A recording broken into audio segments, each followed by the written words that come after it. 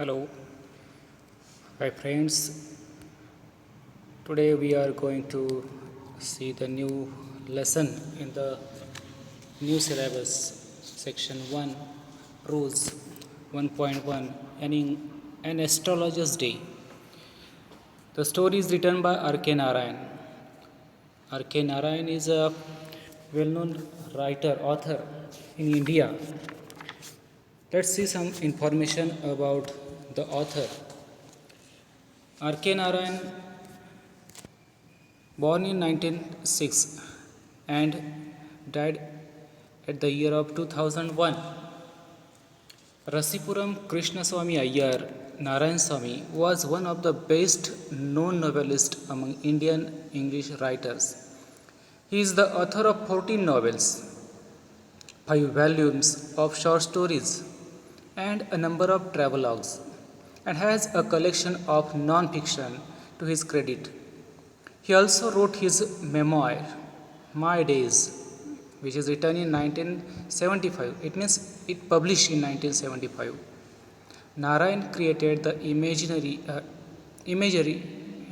town of Malgudi, where realistic characters in a typically Indian setting lived amid unpredictable events. His stories are grounded in compassionate humanism and celebrated the humor and energy of ordinary life. His stories are characterized by a simple style and subtle humor.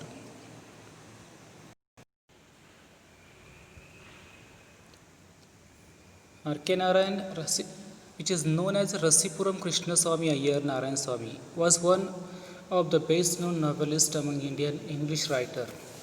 भारतीय लेखकांच्या पैकी रसिपुरम कृष्णस्वामी अय्यर नारायण स्वामी या म्हणजेच R के नारायण हे एक चांगले नावाजलेले अशा प्रकारचे नॉव्हेलिस्ट आहेत, कादंबरीकार आहेत की ज्यांनी इंग्लिशमध्ये लिखाण केलं आहे. त्यांनी आत्तापर्यंत 14 नॉवेल्स लिहिले आहेत, 14 कादंबऱ्या लिहिल्या आहेत. त्याचे 5 संच, 5 भाग शॉर्ट स्टोरीजच्या स्वरूपामध्ये त्यांनी पब्लिश केले आहेत. आणि काही प्रवास वर्णन आहे की ज्याला आपण ट्रॅव्हलॉग्स असं म्हणलेलं आहे. And has a collection of non fiction to his credit. आणि अशा प्रकारच्या शॉर्ट स्टोरीजचं जे काही कलेक्शन आहे ते कलेक्शन त्यांच्या नावावरती आहे. He also wrote his memoir my days. एक स्मरणिका लिहिली आहे त्यांनी. त्यांच्या माय डेज या नावाच्या अंतर्गत त्यांनी ते पब्लिश केलेलं आहे. 1975 ते पब्लिश केलेलं आहे. Narayan created the imaginary town of Malgudi.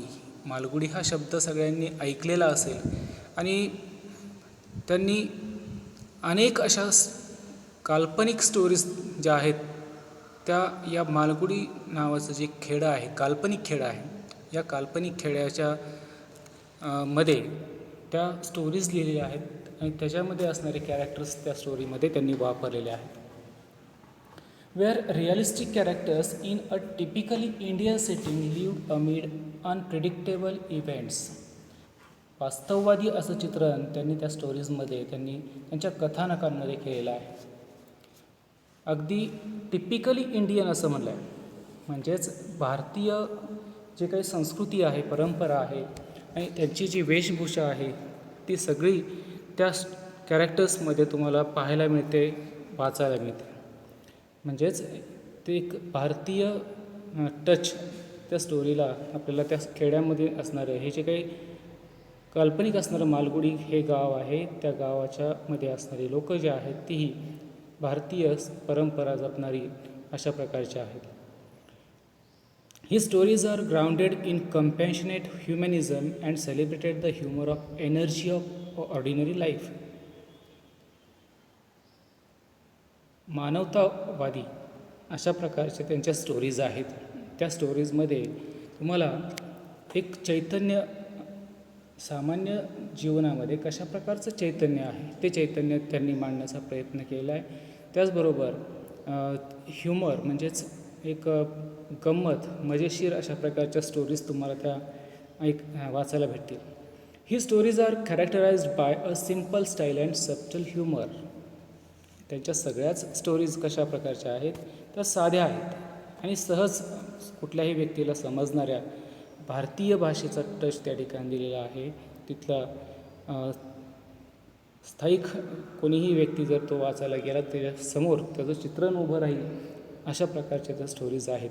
Even कुठलाही व्यक्ती या स्टोरी जेव्हा वाचतो तेव्हा त्यांच्या डोळ्यासमोर त्या खेड्याचं चित्रण उभं राहिल्याशिवाय राहत नाही. अशा प्रकारचे काही वैशिष्ट्य आपण आर के नारायण यांच्या स्टोरीजमध्ये पाहत असतो.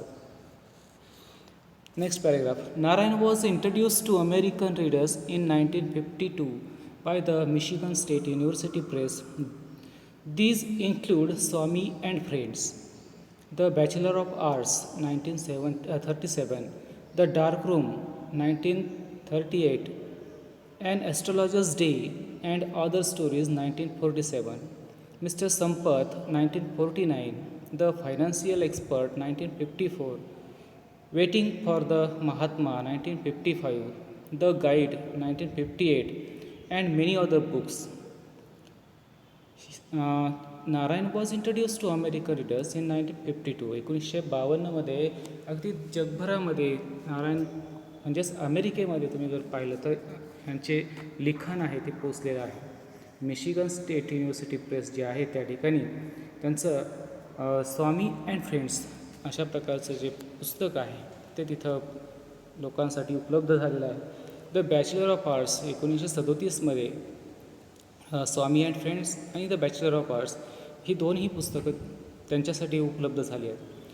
म्हणजेच यांचं लिखाण आर के नारायण यांचं लिखाण हे अगदी सातासमुद्रापार अमेरिकेमध्ये पोहोचलेलं आहे असं म्हणावं लागेल. An astrologer's day and other stories 1947, mister Sampath 1949 ह्या काही ज्या स्टोरीज आहेत त्या स्टोरीज त्या कालखंडानुसार प्रसिद्ध करण्यात आलेल्या आहेत. आणि तुम्हाला तर द गाईड 1958मध्ये लिहिलेली ही जी काही स्टोरी आहे याच्यावरती जर एक सिनेमासुद्धा पब्लिश झालेला आहे. आपल्याकडचे देवानंद बॉलिवूडमध्ये असणारे जे ॲक्टर आहेत देवानंद त्यांनी या चित्रपटामध्ये हिरोचं काम केलेलं आहे. आणि ती स्टोरी की जी आर के नारायण यांनी लिहिलेली आहे त्याच्यावरती ती स्टोरी तो मूव्ही तयार करण्यात आलेला आहे. ओके, मग या ठिकाणी या सगळ्या पुस्तकांचा जेव्हा संदर्भ घेतो त्या पुढे आपण पाहतो आहे की द गाईड्सचा पुन्हा उल्लेख केलेला आहे. So his novel the guide won him the Sahitya academy award in 1961, the most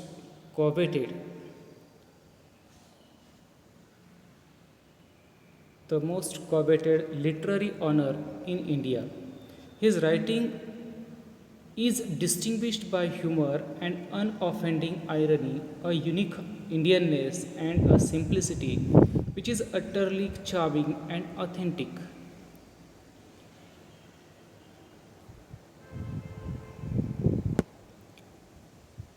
His writing is distinguished by humor and unoffending irony. त्यांच्या लिखाणाचं वैशिष्ट्य काहीतरी या ठिकाणी मांडण्यात आलेलं आहे. द गाईड या पुस्तकाला साहित्य अकॅडमी अवॉर्ड मिळालेला आहे 1961मध्ये आणि त्याची खासियत या ठिकाणी सांगितली आहे. His writing is distinguished by humour and unoffending आयरनी.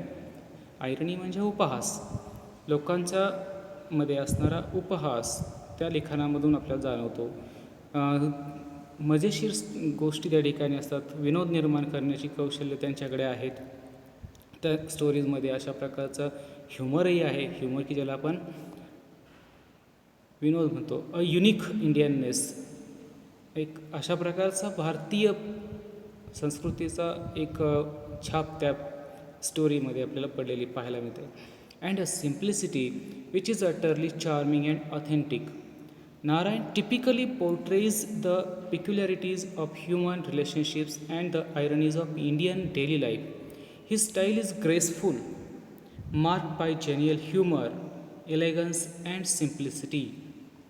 या ठिकाणी अनऑफेंडिंग मीन्स डिस्प्लेझिंग किंवा